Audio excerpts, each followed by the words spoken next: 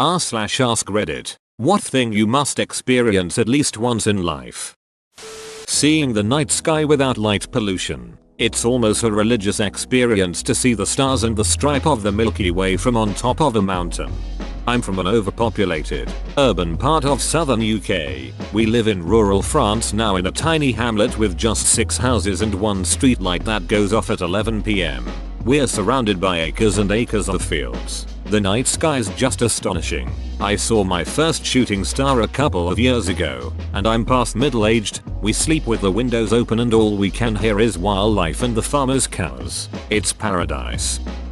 2 things come to mind. Both are intentionally vague.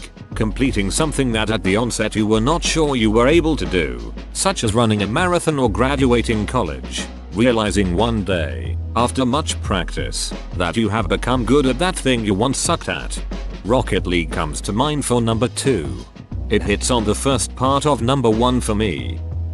Starting a rather big and meaningful project and completing it. I wish I could complete small and insignificant projects. Climbing the stairs or climbing a mountain. It's all just a bunch of steps one after another. I was held hostage by car bomb for about 14 hours once by a man who went AWOL from the special forces. I sat within feet of him the entire time the bomb was dismantled and then had to treat him as a medical provider. At first, it was just terror. I had small children at home, a wife to go home to, but after the initial adrenaline wore off, it was very freeing.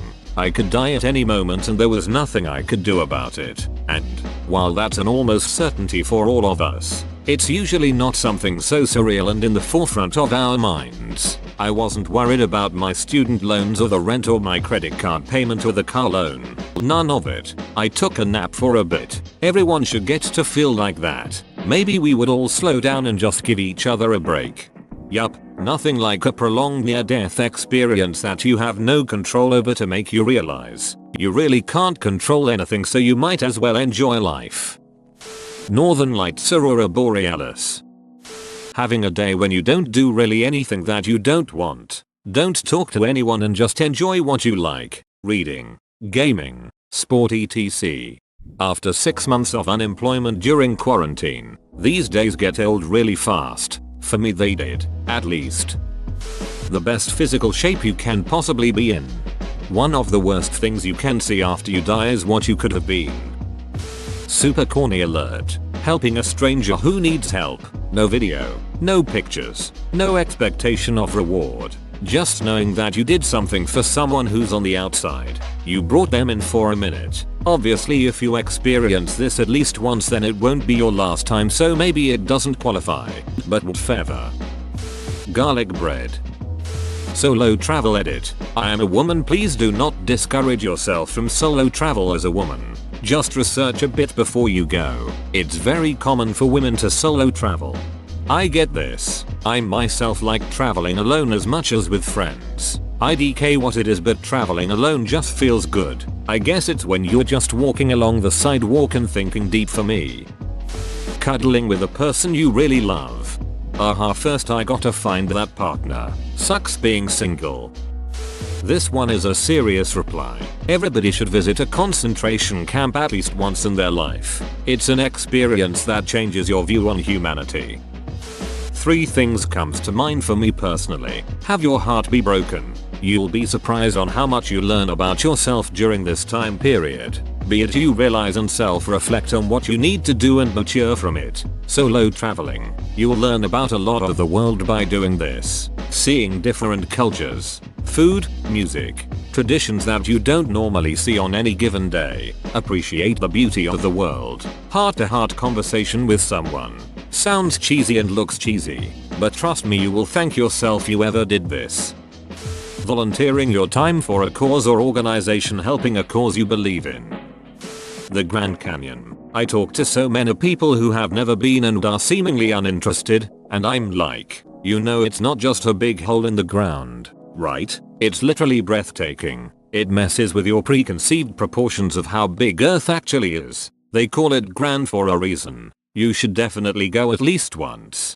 I totally agree with this. I did a quick visit on a trip to Vegas and it was the best part of my trip. I can't wait to go back. Holding a puppy. Or any baby animal really. The floofiest ones OFC. Not a baby human. In my experience, my brother, who had a daughter not so long ago, wanted me to hold her for a bit for some photos and so on. Both myself and her survived, which is good, but she was definitely not happy about being held by some weird person she did not recognize and who clearly had no idea what he was doing.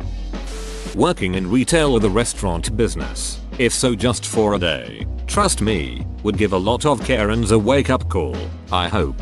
For a job that's very stressful, retail is very underappreciated. I'm in my career job now, and I haven't worked as hard now as I ever worked in retail. Even comparing a busy 6 AM morning of stocking shelves is something you can't quite describe. You just have to do it. Same goes with rude customers. Skiing powder snow. Being punched in the ducking face by someone who means it, you will find out you aren't made of glass. I don't know if this counts, but I did jiu-jitsu for a while until I got pregnant. About once a month or so, our coach would have us bring MMA gloves and punch each other, not hard, while we were sparring so we could get a feel for which moves were actually helpful in a real life situation when your opponent is allowed to beat the duck out of you and not restricted by rules. A lot of fights stop when someone gets punched because your brain is like, oh, I don't like that. The trick is to be able to keep going and keep your wits about you. Whale watching. I went whale watching in Alaska. I don't remember it very well, but I recall seeing a whale diving with its tail sticking out of the water. Magic mushrooms. This should be higher. Living abroad, whether you go alone, with a friend, with family or a partner, moving to another country with another culture teaches you so much and puts your life so far into perspective. Plus, you realize that amazing people live everywhere. Also, traveling in general for the same reasons. Having that really supportive teacher. See the ocean and mountains. Drinking water at 2 AM. Getting lost in woods. That liberating feeling when after hours of walking you find an asphalt road.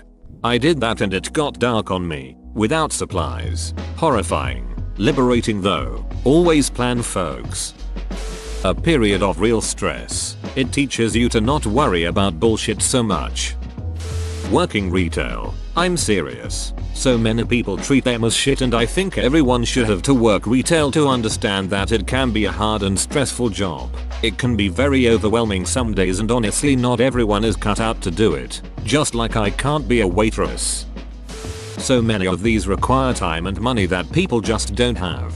No one needs to travel to love life. Just learn to love who you are. That's the thing I think everyone needs to experience once. Being in love with themselves. Feeling pride for the choices they make. And bring content with the things they have. Psychedelics. There is nothing like it. It allows you to become a child again for a few hours and regain that wonder/your inspiration for the world, while allowing you to look at your life and its problems in a completely different perspective. It's the only thing on this planet that you can eat and gain wisdom and intelligence. It's an absolute shame they were stigmatized and illegalized in the States when other cultures have been using them to influence their decisions and happiness, freedom and peacefulness for millennia before. There's even a strong argument that psychedelics are what helped Homo sapiens evolve into who we are today. Everything about them needs to be re-evaluated on a global level. There's a reason a single dose can abolish treatment-resistant depression, PTSD, cluster headaches, and work wonders as marriage counseling. There was an interesting statistic from a paper about DMT use where something like 40% of the atheists who partook in the study later changed their views to agnostic, or something else. There's more to life than we can see, for that I am certain, and psychedelics can give you a taste.